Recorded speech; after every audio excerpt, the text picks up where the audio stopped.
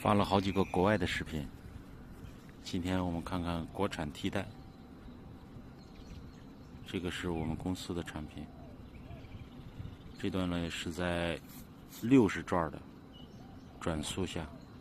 把一个硬币立在板上，它的振动还是控制的很好的，而且并没有像德国人的设备上用了大量的铁来提供一个稳定性。它的自重很大，你看我们实际上用的钢板的用量并不大，因为我们优化了 Z 方向的运动曲线。这个设备可以做到70几转每分钟，也就是说1分钟最快可以做70几个产品出来，单穴的情况下啊，然后价格是非常低的。